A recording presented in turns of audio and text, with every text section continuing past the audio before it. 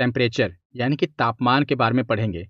तो इससे पहले हम फिजिक्स के ये सारे इंपॉर्टेंट टॉपिक्स कवर कर चुके हैं। ये सारे वीडियोस आपको फिजिक्स के प्लेलिस्ट में मिल जाएंगी।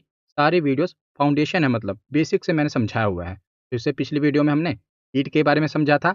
आज के इस वीडियो में हम टेम्परेचर यानी तापमान के बारे में पढ़ेंगे। इसमें हम देखेंगे कि तापमान होता क्या है, टेम्परेचर कहते किसे हैं, और टेम्परेचर को मापने वाले जो थर्मोमीटर होते हैं उनके जो अलग अलग टाइप्स हैं, आजकल एग्जाम में यहाँ से प्रश्न बनते हैं, ये भी हम सारे देखेंगे। और सारा एग्जाम ओरिएंटेड डाटा है, यानी कि जो एग्जाम में आजकल प्रश्न पूछे जाते हैं सिर्फ वही मैंने कवर किए हैं। उसके बाद हम ताप के पैमाने यानी कि जो टेम्परेचर के स्केल होते हैं, सेल्सियस, फ़ारेनहाइट, केल्विन, र्यूमर, इसके बारे में पढ़ेंगे और इससे रिलेटेड जो एग्जाम में पूछा जाता है वो देखेंगे। उसके बाद हम जो इससे न्यूमेरिकल क्वेश्चन बनते हैं वो भी देखेंगे। और लास्ट में हम प्रीवियस ईयर क्वेश्चन जो हर एक एग्जाम में पूछे जाते हैं, यहाँ से पूछे गए हैं, वो देखेंगे। ये पूरा टॉपिक मैंने डिटेल वाइज कवर कर दिया। एक एक करके स्टेप हम आगे बढ़ेंगे और लास्ट में प्रीवियस ईयर क्वेश्चन लगाएंगे। तो चलिए बिना देरी किए हुए वीडियो को शुरू करते हैं। तो चलिए वीडियो की शुरुआत करते हैं। तो सबसे पहले देखते हैं कि तापमान किसे कहा जाता है, टेम्परेचर किसे कहा जाता है। तो ताप वह भौतिक राशि है जो किसी पदार्थ अथवा वस्तु, चाहे वो सजीव हो या निर्जीव हो, उसमें जो ऊष्मा की मात्रा होती है, अमाउंट होता है ऊष्मा का, उसकी जो डिग्री होती है और जो उसकी इंटेंसिटी होती है, उसको व्यक्त करती है। सिंपल लैंग्वेज में आपको समझाऊं तो जो टेम्परेचर होता है, तापमान होता है, ये क्या बताता है। तो कोई भी जो ऊष्मा होती है, पिछली वीडियो मैंने आपको समझाया था, जैसे पानी को गर्म किया गया, तो पानी गर्म कैसे होगा, क्योंकि इसमें हीट दी गई, ऊष्मा दी गई, ये पानी गर्म हुआ। तो पानी गर्म होने के बाद उबलने लगा, तो कितने डिग्री पर ये उबलने लगा, तो ये हमें पता कैसे चला। तो थर्मोमीटर जो इसके टेम्परेचर को मापता है, उससे हमें पता चला कि पानी 100 डिग्री सेल्सियस पर उबलता है, बॉयल होता है। तो जो थर्मोमीटर है ये क्या माप रहा है, टेम्परेचर को माप रहा है। और टेम्परेचर क्या बता रहा है, उसमें जो पानी है उसमें निहित जो ऊष्मा की मात्रा है, जो नीचे से उसे ऊष्मा दी जा रही है, ऊष्मा की मात्रा को बता रहा है। तो इससे हमें पता चलेगा तापमान के बारे में। तो तापमान कोई वस्तु कितनी गर्म या कितनी ठंडी है, उसकी माप की उस वस्तु की ताप कहलाती है। तो कोई वस्तु कितनी गर्म या ठंडी है, उसके माप को ही उसका ताप कहा जाता है। तो सबसे ईजी है कि कोई वस्तु कितनी गर्म है या ठंडी है, उसका जो माप है उसी को क्या कहा जाता है, उस वस्तु का टेम्परेचर कहा जाता है। और ताप के माप की विभिन्न प्रकार के तुलनात्मक पैमानों अथवा थर्मोमीटर यंत्रों के द्वारा इसे प्रदर्शित किया जाता है। और जो ताप का मात्रक होता है ना, वो केल्विन है। तो ताप का जो एसआई मात्रक आपसे पूछा जाता है तो वो कौन सा है, केल्विन। कई बार एग्जाम में पूछा गया है। तो आगे हम देखते हैं, टेम्परेचर हमने समझ लिया, अब हम थर्मोमीटर यानी कि ताप मापी को समझते हैं, जो कि टेम्परेचर को माप को हमें बताता है। तो ताप मापी एक उपकरण है, एक यंत्र है, जिसके उपयोग से तापमान या ताप का जो ग्रेडियंट है उसके मापने के लिए इसका उपयोग किया जाता है। और ताप प्रवणता यह दिखाती है कि किसी जगह के आसपास के ताप में कितना और किस दिशा में बदलाव हो रहा है।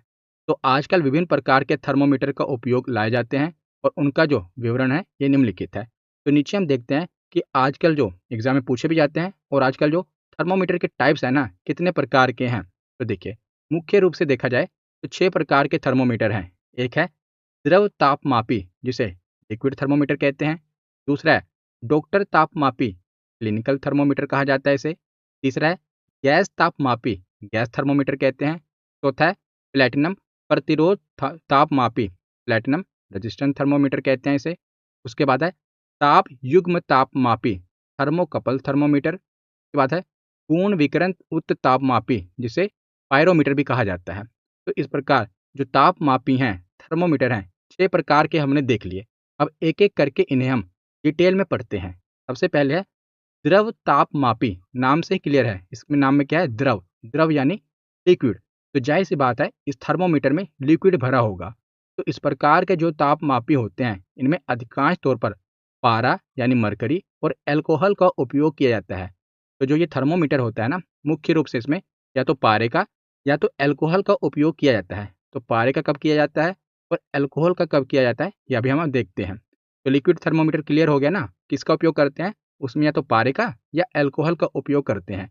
और इन दोनों पदार्थों में मुख्य अंतर क्या होता है, तो इनका जो तापमान यानी कि इनके जो टेम्परेचर के मापने की जो रेंज होती है ना, वो अलग अलग होती है। तो इनकी रेंज के कारण, जो टेम्परेचर को मेजर करने की रेंज होती है, रेंज के कारण इन्हें अलग अलग रखा जाता है। तो पहले है पारा तापमापी यानी कि मरकरी थर्मोमीटर।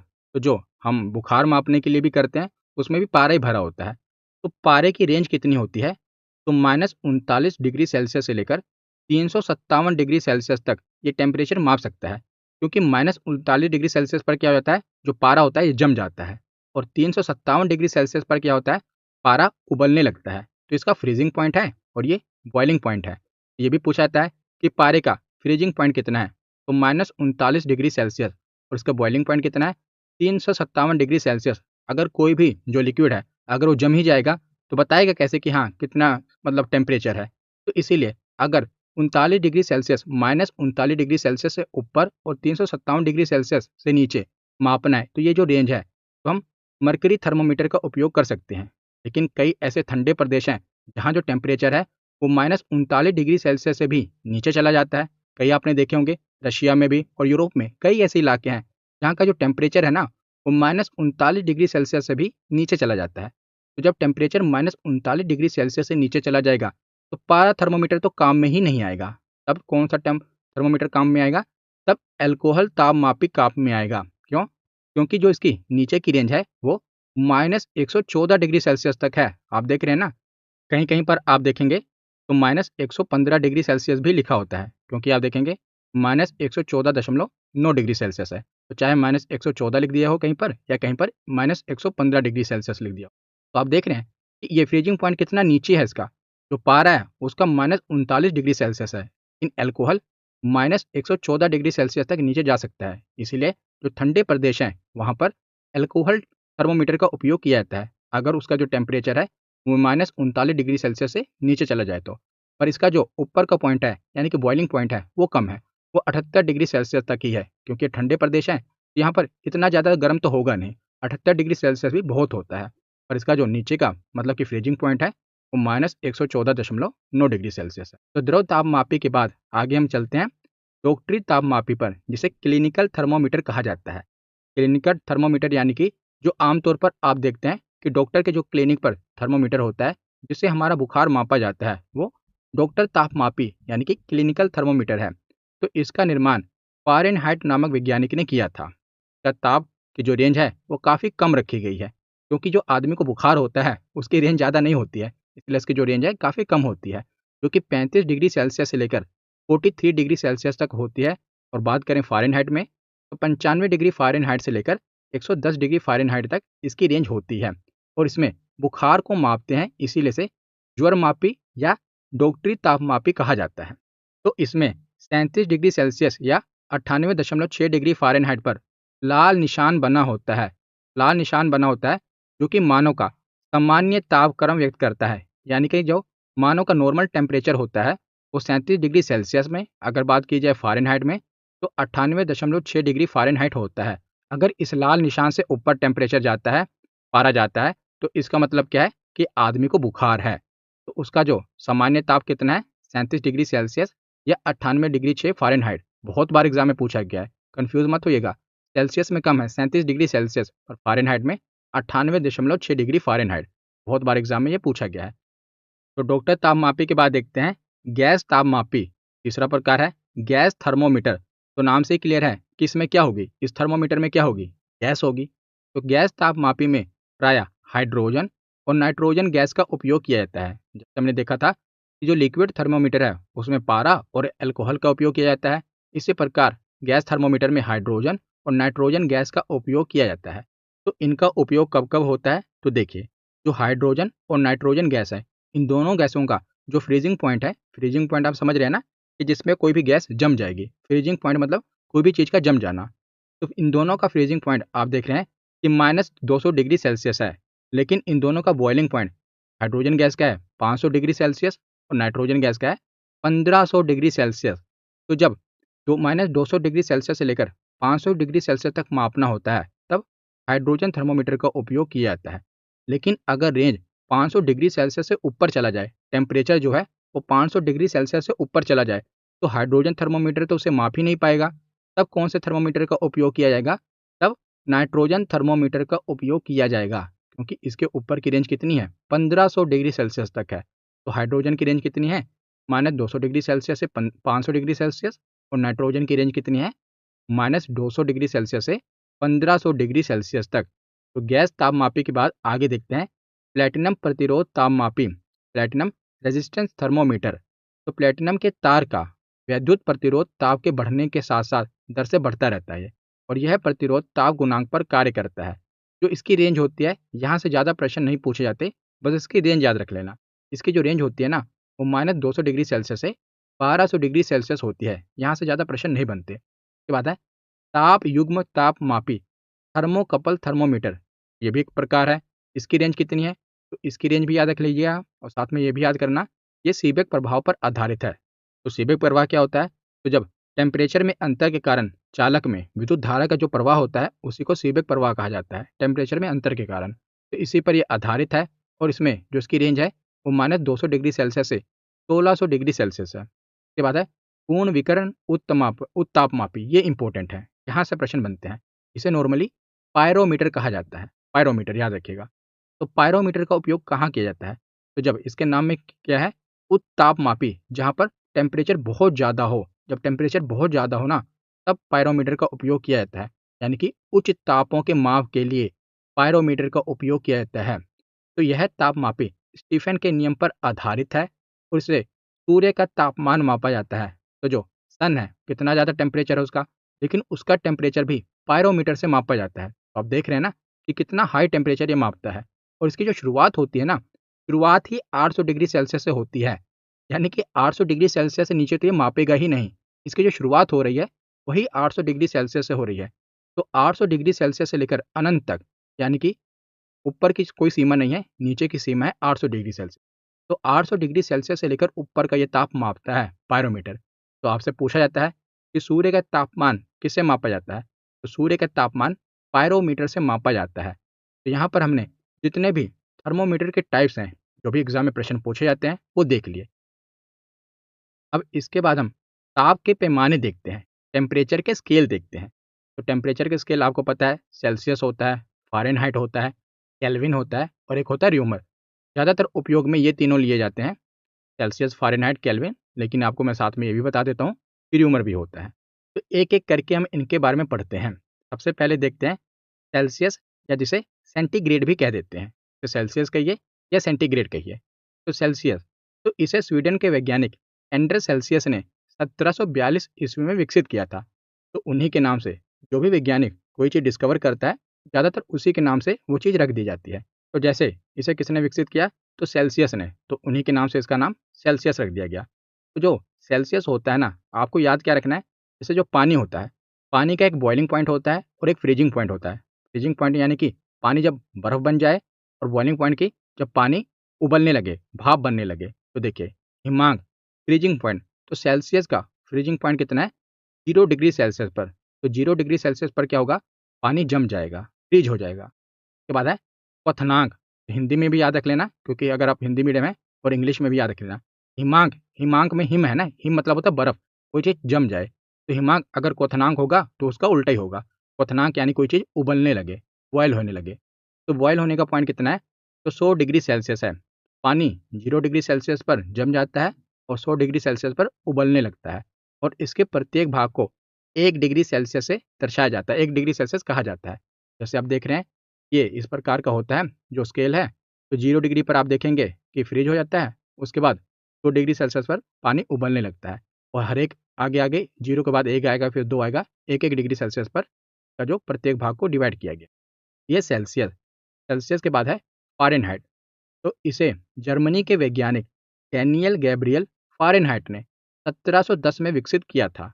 और इसका जो फ्रीजिंग पॉइंट है ना, हिमांक पॉइंट है, वो 32 डिग्री है। याद रखिएगा, तो 32 डिग्री फ़ारेनहाइट है फ्रीजिंग पॉइंट। और बॉइलिंग पॉइंट कितना होगा? तो 212 डिग्री। तो 212 डिग्री इसका बॉइलिंग पॉइंट है और इसका फ्रीजिंग पॉइंट 32 डिग्री है। ये याद रखना है, एग्जाम में पूछा गया है। इनके मध्य की दूरी को 180 बराबर भागों में बांटा गया है और प्रत्येक भाग को 1 डिग्री फ़ारेनहाइट कहते हैं। जैसे हमने उसमें पढ़ा था सेल्सियस वाले में, 0 डिग्री से 100 डिग्री। तो प्रत्येक इसमें मतलब 100 का अंतर है, और यहाँ पर आप देखेंगे तो 32 डिग्री से लेकर 112 डिग्री, 212 डिग्री, सॉरी, 212 डिग्री। तो कितने का अंतर हो गया? 180 का अंतर हो गया। और प्रत्येक भाग को 1 डिग्री फ़ारेनहाइट कहा जाता है। यहाँ पर थोड़ा कंपैरिज़न देख लीजिए, तो आप देखेंगे कि पानी दोनों में बॉयल कितने पर होता है। तो जो सेल्सियस वाला है 100 डिग्री सेल्सियस पर होगा, लेकिन फ़ारेनहाइट में 212 डिग्री फ़ारेनहाइट पर होगा, याद रखिएगा। और वाटर फ्रीज़ कितने पे होता है? तो 0 डिग्री सेल्सियस, और फ़ारेनहाइट में बात की जाए तो 32 डिग्री फ़ारेनहाइट पे जो वाटर है ये अपना फ्रीज हो जाता है, याद रखिएगा। तो आगे चलते हैं, तो इसके बाद देखते हैं केल्विन। तो इस पैमाने को केल्विन ने 1852 में विकसित किया था, और इसका फ्रीजिंग पॉइंट कितना है? तो 273 केल्विन इसका फ्रीजिंग पॉइंट है, और बॉइलिंग पॉइंट कितना है? तो 373 केल्विन इसका बॉइलिंग पॉइंट है। तो इन दोनों बिंदुओं के मध्य की जो दूरी है वो 100 बराबर भागों में विभाजित किया गया है, और प्रत्येक भाग को 1 केल्विन कहा जाता है। तो 273 केल्विन से इसकी शुरुआत हो रही है, और कहाँ तक जा रहा है? 373 केल्विन तक। शुरुआत नहीं हो रही है, मतलब ज़्यादातर जहाँ पर पानी फ्रीज करता है ना, उसे हम एक बेस मान के चलते हैं। इसे नीचे भी जा सकता है माइनस में, लेकिन बेस हम 0 डिग्री सेल्सियस को मान के चलते हैं। तो उसके कंपैरिजन में 273 केल्विन से शुरुआत हो रही है, और तो 373 केल्विन में क्या हो रहा है? 373 केल्विन पर पानी बॉयल हो रहा है। तो हिमांक पॉइंट कितना है? 273 केल्विन, और क्वथनांक पॉइंट कितना है? 373 केल्विन, याद रखिएगा। यहाँ पर आप देख रहे हैं 0 केल्विन को एब्सोल्यूट ज़ीरो कहा जाता है। ये आगे भी मैं आपको बताऊँगा। तो जो परम शून्य ताप होता है ना, इससे नीचे टेम्परेचर नहीं जा सकता, उसे एब्सोल्यूट ज़ीरो कहते हैं। तो 0 केल्विन को ही एब्सोल्यूट ज़ीरो कहा जाता है, परम शून्य ताप कहा जाता है, और इसीलिए इस पैमाने को परम ताप पैमाना भी कहा जाता है। और 273 केल्विन पर क्या होता है? वाटर फ्रीज़ होता है, और 373 केल्विन पर क्या होता है? वाटर बॉयल होता है। तो केल्विन का पैमाना हमने देख लिया, तो एक बार तीनों का कंपैरिज़न भी देख लेते हैं। तो मैंने आपको बताया ना कि परम शून्य ताप, जिसे एब्सोल्यूट ज़ीरो टेम्परेचर कहा जाता है, किसी वस्तु का न्यूनतम संपूर्ण ताप ही परम शून्य ताप कहा जाता है। अगर बात की जाए सेल्सियस में, तो -273 डिग्री सेल्सियस के बराबर होता है, और केल्विन इसे 0 केल्विन में व्यक्त करते हैं। जैसे आप देखेंगे, तीनों का कंपैरिजन देखिए। जो 0 केल्विन है, इसी को क्या कहा जाता है? एब्सोल्यूट ज़ीरो कहा जाता है। अगर सेल्सियस में बात की जाए तो -273 डिग्री सेल्सियस ये हो जाएगा, याद रखिएगा। और फ़ारेनहाइट में नहीं पूछा जाता, आप ज़्यादातर सेल्सियस ही याद रखिएगा, क्योंकि ज़्यादातर सेल्सियस में ही पूछा जाता है। तो -273 डिग्री सेल्सियस को क्या कहा जाता है? एब्सोल्यूट ज़ीरो टेम्परेचर कहा जाता है। और केल्विन में तो आसान है, 0 केल्विन को ही एब्सोल्यूट ज़ीरो कहा जाता है। तो 0 केल्विन से ऊपर बढ़ेंगे, 273 केल्विन पे क्या होगा? वाटर फ्रीज़ होता है, 0 डिग्री सेल्सियस होता है, और 32 डिग्री फ़ारेनहाइट, इन तीनों पर क्या होता है? वाटर फ्रीज़ होता है। उसके बाद इसमें 100 का अंतर है, इसमें भी 100 का अंतर है, लेकिन फ़ारेनहाइट में 180 का अंतर है। तो 373 केल्विन में वाटर क्या होता है? उबलने लगता है, बॉयल होता है। 2 डिग्री सेल्सियस पर वाटर बॉयल होता है, लेकिन 212 डिग्री फ़ारेनहाइट पर वाटर बॉयल होता है। ये तीनों आपको मैंने कंपैरिज़न भी बता दिए। उसके बाद एक पैमाना बचा, कौन-सा? र्यूमर पैमाना। तो इसको वैज्ञानिक डी र्यूमर ने 1730 ईस्वी में विकसित किया था, और इसमें जो हिमांक पॉइंट होता है वो 0 डिग्री आर होता है, और क्वथनांक यानी बॉइलिंग पॉइंट होता है वो 80 डिग्री आर होता है। नॉर्मली आपने देखा कि सेल्सियस और केल्विन 100 भागों में विभाजित किया गया था, फ़ारेनहाइट को 180, लेकिन इसमें खाली 80 बराबर भागों में से बाँटा गया है। इन दोनों बिंदुओं के मध्य की दूरी 80 बराबर भागों में बाँटी गई है। तो आगे देखते हैं। तो अगर आपको हमारे हिस्ट्री की ई-बुक बाय करनी है ना, तो आप हमारी वेबसाइट से बाय कर सकते हैं, studyvanceofficial.com। ये ई-बुक है, कंप्लीट नोट्स आपको चार्ट और डायग्राम में मिल जाएँगे। अगर आपको इन तीनों का कंपाइलेशन लेना है, तो एक ही ई-बुक है, जिसमें मैंने 650 से ज़्यादा पेज के नोट्स हैं। पूरी Asian history, medieval history, modern history, chart, map और diagram, previous year question, exam oriented notes, पूरा आपको हमारी वेबसाइट से मिल जाएगा। इसमें पूरा इतिहास बताया गया है, यहाँ से बाहर प्रश्न बन ही नहीं सकता। और अगर आपको पीडीएफ चाहिए, तो हमारे टेलीग्राम चैनल को ज्वाइन कर लीजिए, यहाँ पर आपको पीडीएफ मिल जाएगी। तो आगे हम देखते हैं। तो हमने जो पैमाने पढ़ लिए, उसके बाद इन तीनों पैमानों में, चारों पैमानों में संबंध क्या है, और उनके जो न्यूमेरिकल क्वेश्चन बनते हैं वो हम देखते हैं कैसे बनेंगे। तो पहले आपको पता होना चाहिए कि -40 डिग्री पर क्या होता है कि सेल्सियस और फ़ारेनहाइट पैमाने पर ताप का मान एक समान हो जाता है। याद रखिएगा कि -40 डिग्री पर सेल्सियस और फ़ारेनहाइट दोनों का जो टेम्परेचर है वो एक समान हो जाता है। भी पूछा गया है, इसीलिए मैंने बता दिया। तो देखिए, चारों थर्मामीटर हमने यहाँ ले लिए, सेल्सियस, फ़ारेनहाइट, केल्विन और र्यूमर। इसका जो सेल्सियस का मिनिमम पॉइंट है वो 0, मिनिमम यानी कि जहाँ पर पानी फ्रीज हो जाता है वो मिनिमम पॉइंट समझ लीजिए, और जहाँ पर पानी बॉयल हो जाए वो मैक्सिमम पॉइंट समझ लीजिए। तो मिनिमम सेल्सियस का कितना हो गया? 0, और इसका मैक्सिमम हो गया 100, उसके नीचे तो माइनस हो जाता है।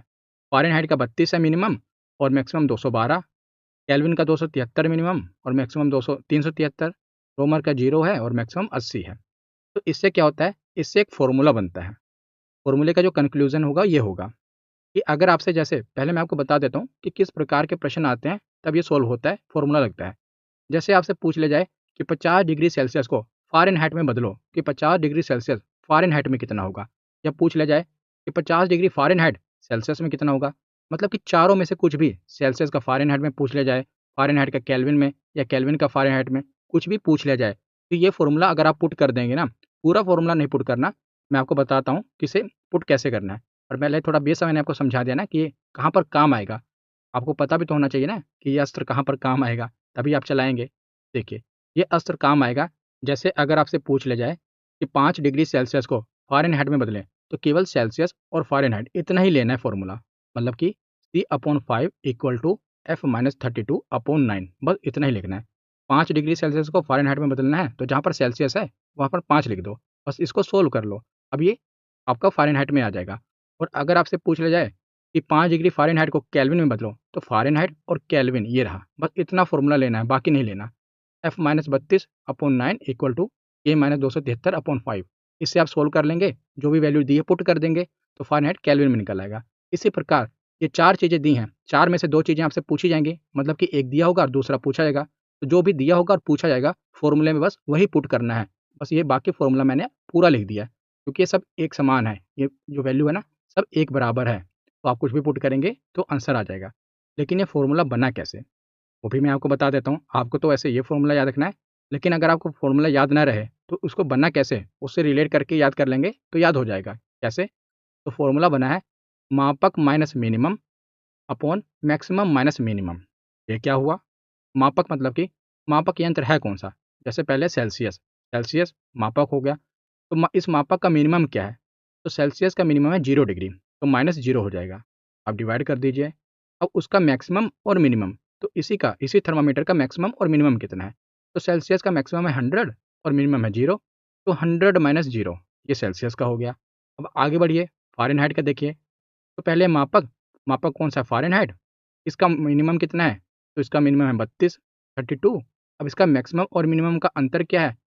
मैक्सिमम है 32, मैक्सिमम है 212 और मिनिमम है 32, तो 212 माइनस 32। इसी प्रकार ये चारों आप जो देख रहे हैं, इसी प्रकार इस फ़ॉर्मूले से निकले हैं। तो जब इसको आप सॉल्व कर देंगे, तो C माइनस 0 कितना होगा? कोई भी चीज़ को 0 से घटा दो, तो 0 की तो कोई वैल्यू ही नहीं है, तो C हो गया। 100 माइनस 0 100 ही आ गया। उसके बाद F माइनस 32, तो F माइनस 32 होगा। 212 में से 32 गए, तो 180 आएगा। इसी प्रकार ये चारों को सोल्व कर लिया गया। यहाँ तक आ गई बात। अब आप देखेंगे कि जो सबके डिनोमिनेटर हैं, हर हैं, इनको आप अगर इक्वल टू हैं सब, तो आप इसको काट सकते हैं। तो सब आप देखेंगे कि किस पहाड़ी पर ये सब कट जाएँगे। ये कट जाएँगे, बताइए किस पहाड़ पे? सबसे पहले तो सबके पीछे 0 है, 0 को हटा दो, ये भी 0 हट गई, ये भी 0 हट गई, ये 0 भी कैंसल हो गई और ये 0 भी कैंसल, चारों की 0 कैंसल हो गई। अब यहाँ है 10, यहाँ है 18, यहाँ है 10 और यहाँ बचा 8, तो 2 के पहाड़े से चला जाएगा, 2 पंचे 10, 2 नया 18, 2 पंचे 10 और 2 चौके 8। वही आप यहाँ नीचे देख रहे हैं, 2 पंचे 10, 2 नया 18, 2 पंचे 10, 2 चौके 8। मतलब कि इस फ़ॉर्मूले को एकदम शॉर्ट रूप में यहाँ पर लिखा गया है। समझ रहे हैं? मतलब इसको सोल्व करके ही पूरा शॉर्ट रूप यहाँ दिया है। तो अगर आपको एग्ज़ैक्टली ये याद रहेगा, तो ज़्यादा अच्छा है, वैल्यू पुट करेंगे, आसानी से निकल आएगा। अगर ये याद नहीं है, तो यहाँ पर आइए, फिर धीरे-धीरे आप स्टेप सोल्व करके यहीं पर पहुँचेंगे। तो अगर ये याद रहता है तो अच्छा है, और नहीं याद रहता, कई बार एग्ज़ाम से वैल्यूज़ निकल जाती हैं, तो आपके दिमाग में बस ये याद रहे, मापक माइनस मिनिमम और मैक्सिमम माइनस मिनिमम, तो आप कर लेंगे। और ऐसे ज़्यादा अच्छा क्या है कि आप ये वाला फ़ॉर्मूला याद रखिए कि C/5 इज़ टू F-32/9। 4 बार लिख लेंगे तो याद हो जाएगा, बहुत बड़ी चीज़ नहीं है। सम सोल्व करने लगेंगे ना आप, तो आसानी से याद हो जाएगा। और एक चीज़ और है, जिसे शॉर्ट ट्रिक भी हम कह देते हैं। वैसे तो अगर आप ये फ़ॉर्मूला याद रखेंगे तो इनफ़ है, लेकिन एक शॉर्ट ट्रिक भी आती है ना, धीरे-धीरे जब आप प्रैक्टिस करते रहेंगे, तो शॉर्ट ट्रिक के आगे और बढ़ते हैं। तो उससे क्या है कि अगर आपको सेल्सियस को केल्विन में बदलना है, जैसे 5 डिग्री सेल्सियस है और आपसे कह दिया जाए कि इसे केल्विन में बदलो कि केल्विन में कितना होगा, तो एक तरीका तो क्या है कि C/5 और केल्विन वाला कहाँ पर है ये, K-273/5, ये फ़ॉर्मूला लगा के सोल्व करो। या सिंपल क्या है कि अगर आपको शॉर्ट ट्रिक पता है कि सेल्सियस में अगर 273 डिग्री, अमूमन 273 डिग्री ही जोड़ा जाता है, पर एग्जैक्ट क्या होता है 273.15, और हम 273 डिग्री ही मान के चलते हैं कि सेल्सियस में अगर 273 डिग्री जोड़ दिया जाए तो केल्विन हो जाता है। सिंपल है कि सेल्सियस में अगर 273 डिग्री जोड़ दिया जाए तो क्या हो जाएगा, वो केल्विन हो जाएगा। और उल्टा होता है कि अगर केल्विन केल्विन को सेल्सियस में बदला जाए तो माइनस कर दिया जाएगा, केल्विन में माइनस कर दिया जाएगा 273 डिग्री, तो वो सेल्सियस में बदल जाएगा। अगर आपको फॉर्मूला याद रहता है तो फॉर्मूलेस कर दीजिए, लेकिन धीरे धीरे प्रैक्टिस बढ़ती जाएगी तो आपको पता चलेगा कितना बड़ा फॉर्मूला क्या लगाना। अगर सेल्सियस से केल्विन में बदलना है तो 273 डिग्री ऐड कर दो, और केल्विन को अगर सेल्सियस में बदलना है तो 273 डिग्री माइनस कर दो। और ये कोई जादू नहीं है कि ऐसा कैसे हो गया, ये ट्रिक भी कोई ट्रिक नहीं है। वैसे देखा जाए, नॉर्मली देखा जाए तो अगर आप प्रैक्टिस करोगे ना तो आपको पता लगेगा ये कोई ट्रिक नहीं है, बस इसी फॉर्मूले को और छोटा कर दिया गया है। तो मैं थोड़ा आपको बता देता हूँ कैसे और इसको छोटा कर दिया गया। C/5 है ना, हम सेल्सियस और केल्विन वाली बात कर रहे हैं। सेल्सियस और K-273 है, और अपॉन कितना है 5। तो नीचे आप देख रहे हैं दोनों के हर में क्या है 5, अगर इक्वल टू है तो हम काट सकते हैं, 5 से 5 कट गया तो बचा क्या, C इक्वल टू K-273, यही बचा ना, यही यही बचा ही है। तो सीधी सी बात है कि अगर केल्विन हमें चाहिए, केल्विन हमें चाहिए, तो क्या होगा कि सी में ये जो माइनस है इधर आके प्लस हो जाएगा 273, सेल्सियस में 273 प्लस हो जाएगा, वही मैंने यहाँ पर बता दिया कि सेल्सियस में 273 प्लस हो जाएगा, लेकिन वही अगर सेल्सियस चाहिए तो केल्विन में 273 माइनस हो जाएगा, वही सोल्व करके आ जाएगा। तो अगर आपको फॉर्मूला याद है तो तब भी सही है, ये थोड़ा आगे उसी को छोटा कर दिया गया है, ज़्यादा बड़ी बात नहीं है। अब मैं आपको इसको समझाता हूँ, इसके थोड़े सम आपको सोल्व कराता हूँ। जैसे पहले आगे देखिए कि समय की 50 डिग्री सेल्सियस को फ़ारेनहाइट में बदलिए। तो ऐसे ही आपसे प्रश्न पूछा जाता है कि 50 डिग्री सेल्सियस को फ़ारेनहाइट में इसका मान कितना होगा। तो सबसे पहले सेल्सियस और फ़ारेनहाइट इन दोनों को इक्वल में रखना है। तो फॉर्मूला क्या है, C/5 इक्वल टू F-32/9। अब दिया क्या हुआ है हमें वो देखिए। तो 50 डिग्री सेल्सियस हमें दिया हुआ है, तो जहाँ पर सेल्सियस है वहाँ 50 रख दो, नीचे आ गया 5, बाकी तो वही जो सेम फॉर्मूला वही लिख दिया। तो अब इसकी कटिंग कर दो, 5 दाएँ कितना होता है 50, तो आ गया 10 इक्वल टू F-32/9। 9 दाएँ कितना होगा 90, ऊपर वही रह गया F-32। बस अब 90 में 32 ऐड कर दो, क्योंकि ये माइनस क्या है इक्वल टू किधर जाएगा प्लस में हो जाएगा। तो फ़ारेनहाइट में कितने हो गया, तो 122।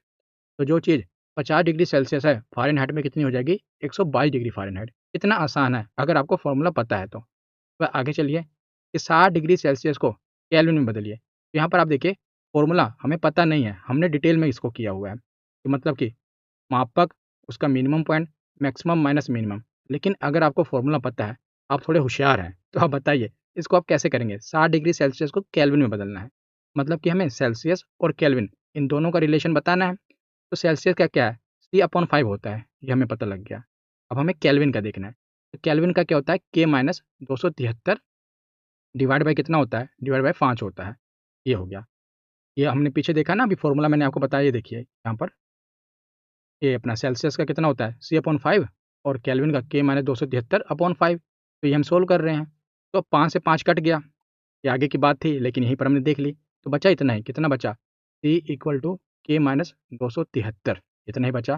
तो 60 डिग्री सेल्सियस को हमें बदलना है। तो सेल्सियस कितना है 60, इसको हमें केल्विन में बदलना है -273। तो जो माइनस में इधर आके प्लस हो जाएगा, तो 60 में 273 प्लस हो गया, ये केल्विन आ जाएगा।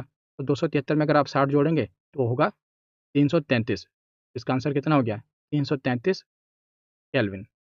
अब देखिए ये तो थी आम ज़िंदगी, अब मेंथोस ज़िंदगी क्या है। देखिए 60 डिग्री सेल्सियस है, इसे केल्विन में बदलना है। मैंने पहले ही आपको बताया था कि सेल्सियस को अगर केल्विन में बदलना है तो कुछ नहीं करना, 273 इसमें ऐड कर देना है, वो ट्रिक है। तो 60 में 273 ऐड करेंगे सीधा 333 आ जाएगा। लेकिन ये चीज़ प्रैक्टिस के साथ बनती है, आपने ये प्रैक्टिस की धीरे धीरे, तब आपको पता चला कि अगर सेल्सियस को केल्विन में बदलना है तो 60 में जो भी सेल्सियस दिया हुआ है उसमें 273 प्लस कर देना है, सीधा ये आंसर आ जाता। अब आगे देखिए, अगला सम देखते हैं कि 60 डिग्री फ़ारेनहाइट को केल्विन में बदलो। तो यहाँ पर फ़ारेनहाइट को केल्विन में बदलना है। ये पूरा डिटेल फ़ॉर्मूला है जो मैंने आपको बताया, लेकिन हम तो शॉर्ट ट्रिक पे चलेंगे क्योंकि हमें तो फ़ॉर्मूला आता है। तो फ़ारेनहाइट का क्या है, तो फ़ारेनहाइट का होता है F-32/9 होता है, ये फ़ारेनहाइट का है। और केल्विन का हमने देख ही लिया अभी, क्या था K-273, और डिवाइड कितने से होता है बताइए, ये डिवाइड होता है 5 से। तो वैल्यू पुट कीजिए। तो सबसे पहले है कि 60 है, मतलब फ़ारेनहाइट है ना, तो 60 माइनस 32 होगा, और ये होगा डिवाइड 9। मैं एक-एक स्टेप आपको बता रहा हूँ इसलिए लंबा हो रहा है। आप इसको मुँह ज़ुबानी भी कुछ चीज़ें सोल्व कर सकते हैं। डिवाइड बाय 5, 60 में से 32 गए कितना होगा, तो 60 में से 32 गए 28 आता है, 28, नीचे आएगा 9, इधर होगा K-273/5। अब आप देखिए अब क्या होगा, ये कटिंग होगी नहीं, कटिंग नहीं हो सकती, तो अब इसे क्रॉस मल्टीप्लाई कर देते हैं। तो 28 पच्चे कितना होता है, 20 पच्चे 100 होता है, और 8 पंचे 40 होता है, मतलब 100 जमा 40 140 हो गया। तो 40 ये हो गया इक्वल टू, अब 9 को K से मल्टीप्लाई करोगे, 9K माइनस 9 को 273 से मल्टीप्लाई करोगे तब कितना आएगा, देखिए मल्टीप्लाई ऐसे कर लेते हैं। 9 तिया कितना होता है 27, यहाँ आ गया 7, ऊपर हो गया यहाँ पर 2 आ गया, जो बचा 9 7 63 होता है, 63 और 2 65, यहाँ आ गया 5, यहाँ आ गया 6, 9 दूनी 18, 18 6 कितना होता है 24, यहाँ लिख दिया 24, तो 24 2457 हो गया, 2457 हो गया ना। अब क्या करना है आपको, तो जो ये माइनस में इधर ले जाएंगे प्लस में हो जाएगा, तो 140 और 2457 आप जोड़ देंगे तो तकरीबन कितना आएगा 2597 इक्वल टू 9। अब तो आप डिवाइड कर दीजिए, 9 केल्विन मतलब कि 2597 डिवाइड बाय 9। इसको अगर आप डिवाइड करेंगे ये आ जाएगा दशमलव कितना 288.5 डिग्री। तो अगर आप सोल्व करेंगे इतना आ जाएगा 288.5 डिग्री। ये तो मैंने पूरा स्टेप बाय स्टेप आपको समझाया है, तब ये इतना बड़ा हो गया। वैसे आपको 60 माइनस 32 तुरंत आपको ये 60 माइनस 32 नहीं निकला, आपको सोचा 28 लिखना है, क्योंकि वहाँ पर आप घटा के लिखेंगे, स्टेप मार्किंग नहीं होती वहाँ पर कि किस स्टेप आपको लिखना है, आप सीधा ही डायरेक्ट लिख देंगे 28। तो इस प्रकार ये सब सॉल्व हो गया। कैसे, जब हमें फॉर्मूला पता था। तो यहाँ पर हमारा थ्योरी सेक्शन कंप्लीट होता है। अब हम प्रीवियस ईयर क्वेश्चन देखते हैं। पहला प्रश्न है कि तापमान का एसआई मात्रक क्या है। तो टेम्परेचर का एसआई मात्रक क्या है, केल्विन, ऑप्शन है इसका सही जवाब है। अगला प्रश्न है कि अत्यधिक उच्च तापमान मापने के लिए किस यंत्र का प्रयोग किया जाता है। तो जो तापमान होता है बहुत ज़्यादा होता है, तो कौन से यंत्र का प्रयोग करते हैं, फेदोमीटर, मैनोमीटर, सेलिनोमीटर या पायरोमीटर। कौन सा सही होगा, ऑप्शन डी इसका सही जवाब है। तो अगला प्रश्न है कि ठंडे देशों में पारे के स्थान पर अल्कोहल को तापमापित द्रव के रूप में वरीयता क्यों दी जाती है। यानी कि जो ठंडे प्रदेश होते हैं वहाँ पर पारे की जगह अल्कोहल को क्यों प्रेफर किया जाता है। पहला कथन क्या है कि अल्कोहल का द्रवांक निम्नतर होता है, यानी कि जो उसका फ्रीजिंग पॉइंट होता है वो निम्नतर मतलब कि कम होता है, तो सही है। क्योंकि आप देखेंगे कि जो पारा होता है वो जीरो, क्योंकि आप देखेंगे कि पारा -39 डिग्री सेल्सियस पर ही जम जाता है, लेकिन जो अल्कोहल होता है वो -114.9 डिग्री सेल्सियस पर जमता है। इसीलिए अल्कोहल के जो थर्मोमीटर होता है उसको वरीयता दी जाती है। तो ऑप्शन ए इसका सही जवाब होगा। अगला प्रश्न क्या है कि विकिरण पायरोमीटर से कितना तापक्रम नापा जाता है। यानी कि जो पायरोमीटर होता है ना, इसकी रेंज पूछी गई है। तो इसकी रेंज कितनी होती है, तो आपको पता ही है कि पायरोमीटर की जो रेंज होती है वो 800 डिग्री सेल्सियस से तो शुरू होती है। तो 800 डिग्री सेल्सियस से लेकर इससे ऊपर तक ये मापता है। तो ऑप्शन डी का सही जवाब होगा। तो आगे चलते हैं और अगला प्रश्न देखते हैं। तो आगे है कि निम्न में से कौन सा सही है। तो यहाँ पर कुछ रिलेशन दिए हुए हैं, यानी कि फ़ारेनहाइट और सेल्सियस में रिलेशन है जो आपको बताना है। तो आपको पता ही है कि फ़ारेनहाइट और सेल्सियस में क्या रिलेशन है। तो F-32/9 इक्वल टू C/5, ये इन दोनों में रिलेशन है। अब आप देख लीजिए कि इसमें से कौन सा सही है। तो पहले है F+32, ये तो गलत हो गया। दूसरा क्या है F-32/9, हाँ ये भी सही है। और C/5 ये सही है। तो ऑप्शन बी इसका सही जवाब है। अगला प्रश्न है कि सेल्सियस मापक्रम पर जल के क्वथनांक तथा हिमांक होते हैं। तो यहाँ पर आपको क्या ध्यान देना है, यहाँ पर एग्जामिनर आपको कंफ्यूज करता है। पहले उसने क्या पूछा है, पहले उसने बॉइलिंग पॉइंट पूछा है और उसके बाद उसने फ्रीजिंग पॉइंट पूछा है। बॉइलिंग पॉइंट होता है 100 डिग्री सेल्सियस, जो फ्रीजिंग पॉइंट होता है वो 0 डिग्री सेल्सियस होता है। नॉर्मली हमें आदत होती है कि 0 से 100 मान के चलते हैं, क्योंकि हमें पहले पता है कि फ्रीजिंग ये बॉइलिंग, लेकिन यहाँ पर पूछा ही क्या गया है, पहले क्वथनांक पूछ लिया। क्वथनांक है 100 डिग्री सेल्सियस और हिमांक होता है 0 डिग्री सेल्सियस। तो यहाँ पर सही कौन सा होगा, तो ऑप्शन बी सही होगा। यहाँ पर ऑप्शन ए में भी दिया हुआ है कि 0 से 100, लेकिन ये गलत है। तो ऑप्शन बी इसका सही जवाब है। अब आगे चलते हैं। अगला प्रश्न है कि फ़ारेनहाइट पैमाने के अनुसार जल का हिमांक क्या होता है। तो जल का जो फ्रीजिंग पॉइंट है वो आपको फ़ारेनहाइट पैमाने में बताना है, क्योंकि हमें सेल्सियस में तो पता ही है कि 0 डिग्री है और यहाँ पर आप देखिए सेल्सियस भी दिया हुआ है, लेकिन सेल्सियस में नहीं पूछा, पूछा है फ़ारेनहाइट में। तो फ़ारेनहाइट में आपको पता है कि 32 डिग्री फ़ारेनहाइट पर वाटर फ्रीज होता है। तो सही जवाब क्या होगा, ऑप्शन बी। और अगर बॉयल कितने पे होता है तो 212 पर। अगला प्रश्न है कि ताप के सेल्सियस पैमाने पर परम शून्य ताप होता है। तो एब्सोल्यूट जीरो टेम्परेचर आपसे पूछा गया है, सेल्सियस में पूछा गया है, याद रखिएगा। वैसे 0 केल्विन होता है, 0 डिग्री केल्विन पर को ही एब्सोल्यूट जीरो टेम्परेचर कहा जाता है, लेकिन सेल्सियस में कितना होता है, तो सेल्सियस में होता है -273 डिग्री सेल्सियस, याद रखिएगा। का सही जवाब क्या होगा, का सही जवाब होगा ऑप्शन डी। आगे चलते हैं और अगला प्रश्न देखते हैं कि कितना तापमान होने पर पाठ्यांक सेल्सियस और फ़ारेनहाइट तापमापियों में एक ही होंगे। पाठ्यांक मतलब कि जो उनकी वैल्यू है वो एक ही हो गए दोनों। सेल्सियस और फ़ारेनहाइट ये इक्वल कब होंगे? ये -40 डिग्री पर। इसका सही जवाब क्या है? Option A.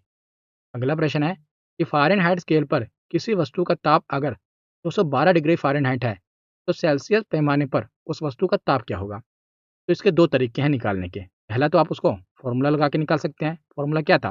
फ़ारेनहाइट का F-32/9 C/5। यहाँ पर फ़ारेनहाइट आप पुट कर दीजिए 212 और सेल्सियस निकाल लीजिए। लेकिन अगर आप कॉमन सेंस लगाएँगे तो और आसानी से निकाल लेंगे। आप देखेंगे जो फ़ारेनहाइट होता है 212 डिग्री पर क्या होता है? पानी उबलता है, बॉयल होता है और सेल्सियस में पानी उबलता कितने पे है? 100 डिग्री सेल्सियस पर। तो कॉमन सेंस से ये आसानी से निकल जाएगा। चुटकियों में 100 डिग्री सेल्सियस इसका सही जवाब होगा। लेकिन अगर आप में कॉमन कॉमन सेंस तो नहीं कहेंगे, लेकिन अगर आपको नहीं पता तो आप ये फ़ॉर्मूला लगा लेंगे। अगर आप में कॉमन सेंस है, तो आप सीधा सोल्व कर लेंगे कि 100 डिग्री सेल्सियस इसका आंसर आएगा, क्योंकि 212 डिग्री फ़ारेनहाइट पर पानी उबलता है और सेल्सियस में 100 डिग्री सेल्सियस पर पानी उबलता है। उसके बाद आगे चलते हैं, तो मानव शरीर का सामान्य तापमान कितना होता है? तो जो ह्यूमन है, उनका नॉर्मल टेम्परेचर होता है, यहाँ पर आप देखिए सेल्सियस की बात की गई है। सेल्सियस में 33 डिग्री सेल्सियस सही होगा। ऑप्शन बी का सही जवाब है। तो आज का आखिरी प्रश्न है कि निम्नलिखित में से किस ताप पर पारा जम जाता है? पारा कितने पर जम जाता है? तो -39 डिग्री सेल्सियस पर पारा जम जाता है। तो ऑप्शन ए इसका सही जवाब होगा। तो आज की ये जो वीडियो है यहीं पर ख़त्म होती है। कैसी लगी वीडियो? कमेंट सेक्शन में ज़रूर बताना। धन्यवाद।